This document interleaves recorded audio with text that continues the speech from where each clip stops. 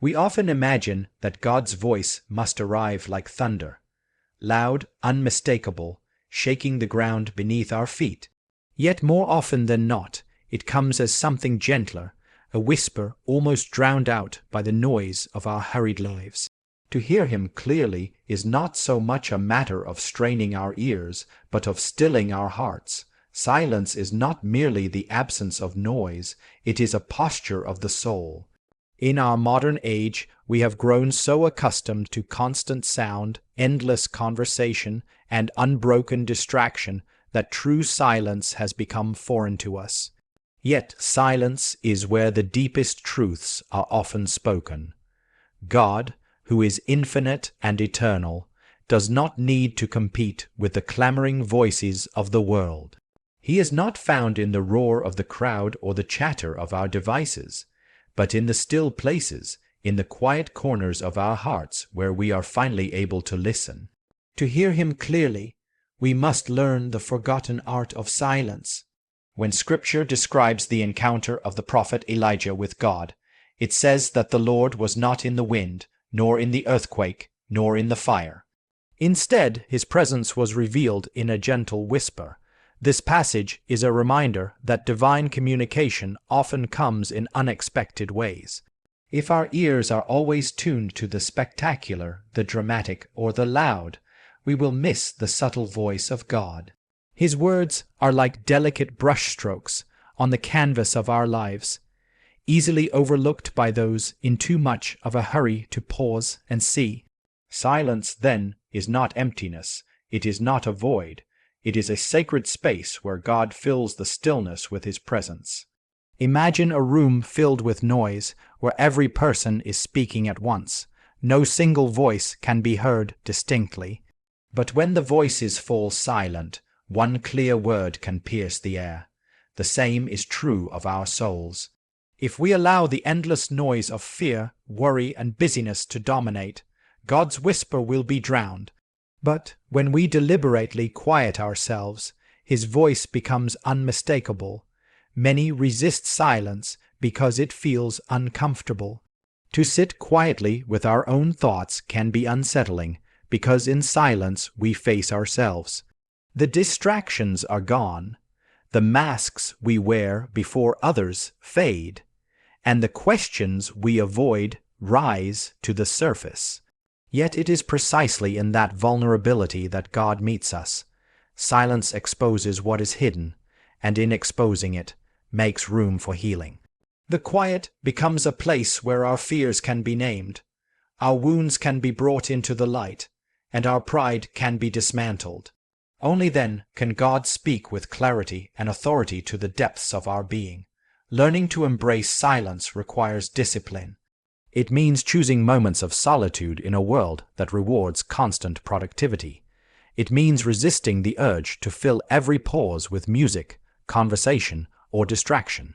It means cultivating a spirit that does not always rush to speak, but listens. In silence, we discover that prayer is not only our words reaching up to God, but also his words descending into us. The truest prayer is a dialogue, and silence is the space where that dialogue can unfold without interruption. It is also in silence that we begin to perceive the harmony of creation.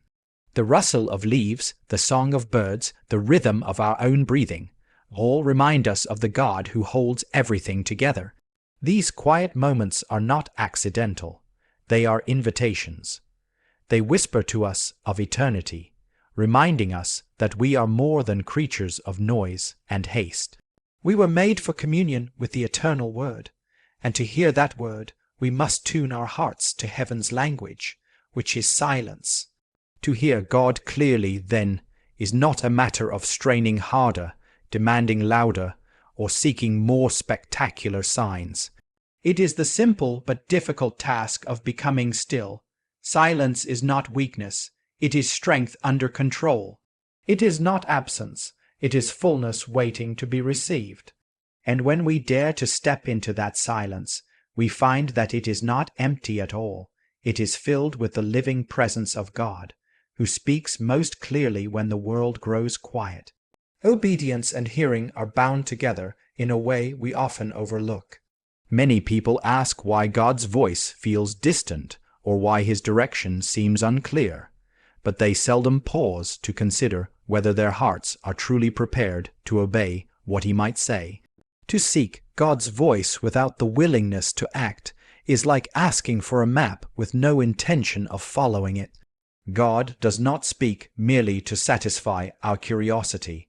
He speaks to guide, to command, to invite us into deeper trust.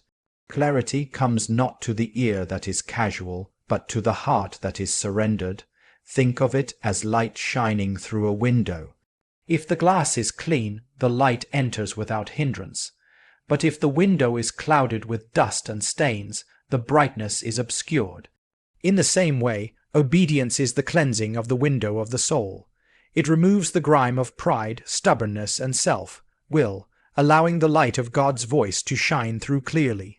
A disobedient heart makes his whisper sound faint or distorted, not because he is silent, but because our refusal has dimmed our capacity to hear. The Scriptures remind us that those who are faithful in little will be entrusted with much. This principle applies to hearing God as well. When we obey him in the small, seemingly insignificant matters, we train ourselves to recognize his leading more clearly in the greater ones. Each act of obedience is like tuning an instrument.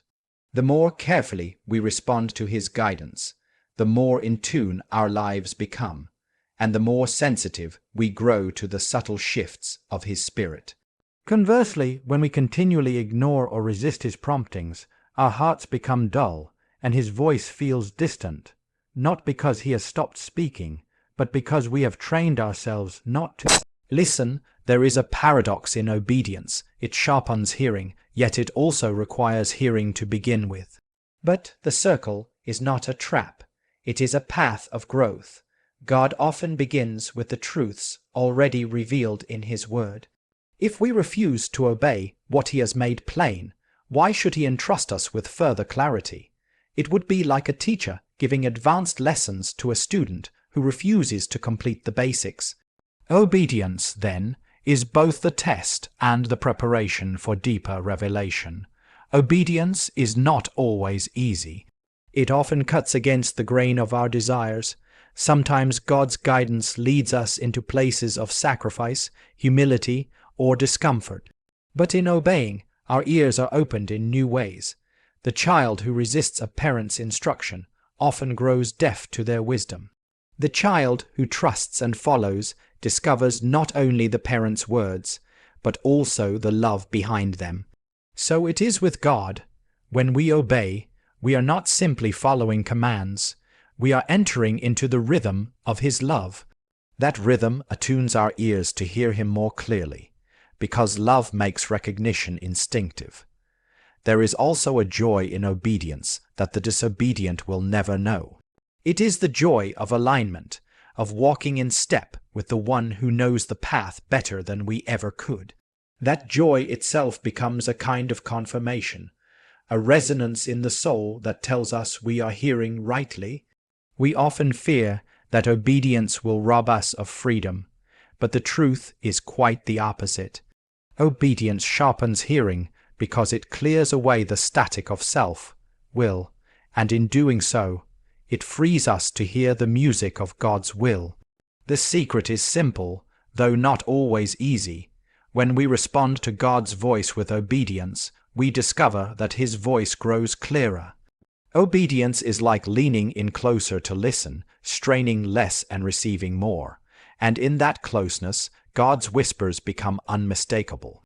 To long for his voice without readiness to obey is to close our ears. But to yield in obedience is to find that hearing him is not a rare event, but the daily privilege of a heart attuned to his will.